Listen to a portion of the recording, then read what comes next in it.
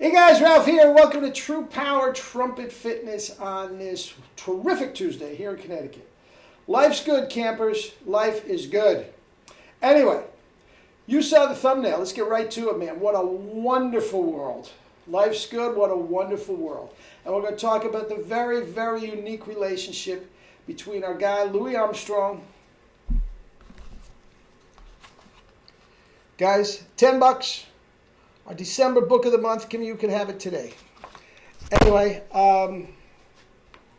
Louis Armstrong and the greatest singer that ever lived, Eileen Farrell. Guys, in all deference to Beverly Sills, to Leontine Price, to Whitney Houston, to Lady Gaga, and everything in between, the best ever, not even close, my cousin, Eileen Farrell. Let me honk a little bit and we'll talk about it.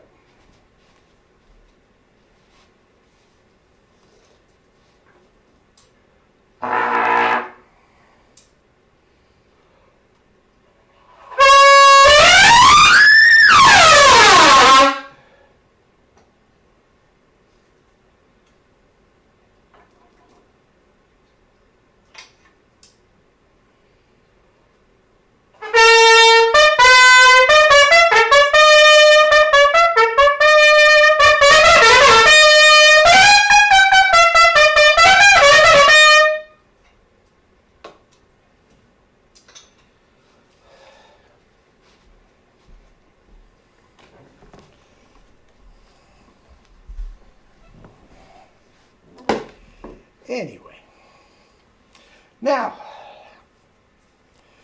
my cousin, Eileen Farrell, the greatest ever. Life magazine called her the greatest musical instrument. Quote, not my idea, Life magazine. Guys, she started at the Metropolitan Opera as the diva, La Boheme, the whole 9 yards. She had a falling out with the manager there, Rudolph Bing, and went off on her own. She had her own radio show. When it was cool to have her own radio show, she had her own television show, and she could sing anything. Soprano roles, mezzo roles, right down to jazz and the whole 9 yards. She met Louis Armstrong. The clip down there is wonderful on the Ed Sullivan Show. I'm telling you guys, she was one of the biggest stars in the world. Back before media, social media. And not only did she play a lot with Louis Armstrong, and one of her best friends was Leonard Bernstein. Not only did she play a lot with him, towards the end of Louis' life, I told you, he was missing dates terribly, and he didn't want his band to lose out on money.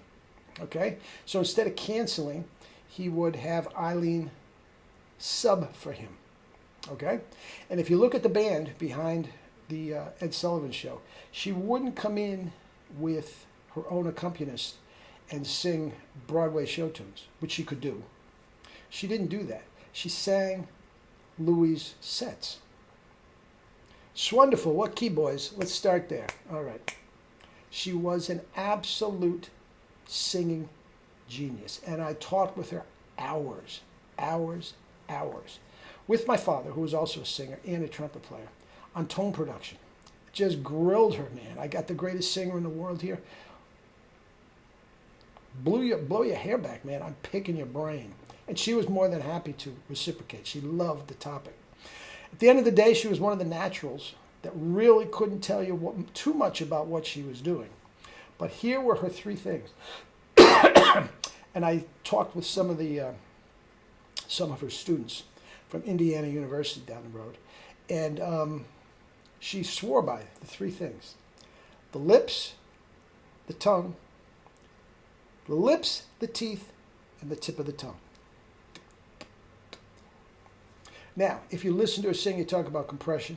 Oh, madame.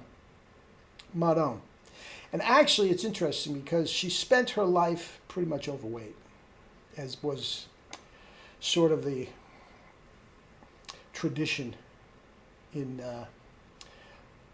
diva sopranos back then. But if you look closely at her bone structure, I think she was a drop-dead beautiful woman.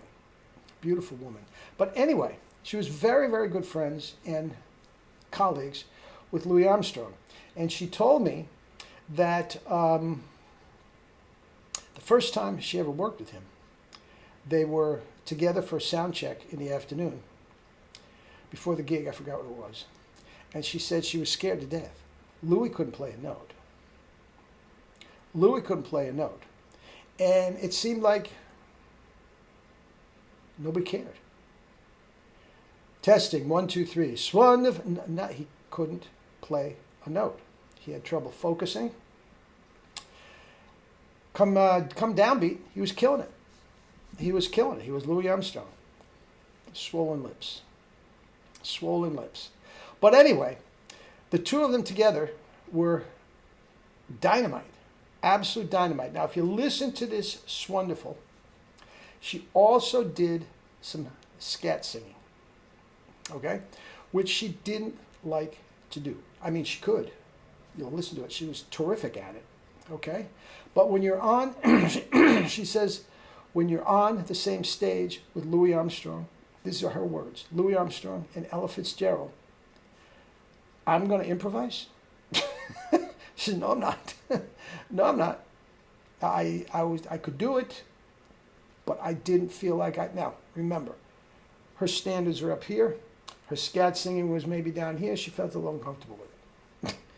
But anything that you wanted to sing, the ultimate in relaxed compression. Relaxed compression. And Louis, as we know, mangled lips and all satchel mouth.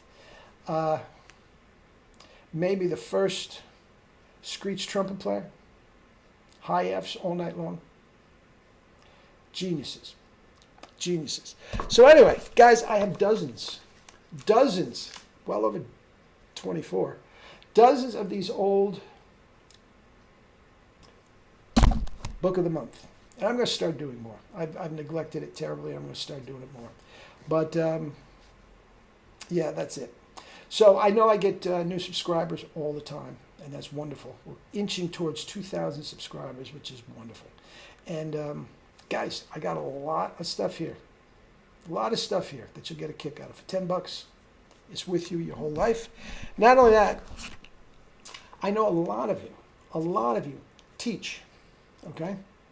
And I give you permission to print these out and bind them. Okay, it's clear, okay? And leave them out on the coffee table in your studio. So when kids come, and they're waiting a few minutes, when parents are waiting to hear the lesson to the kids, they got something to read. It's very, very interesting stuff, and it's the most prolific writer on the subject of trumpet in history. Anyway, that's that. So anyway, check it out. Eat and drink your fruits and vegetables and live your life with true power. Not the fake stuff, true power. Love you all.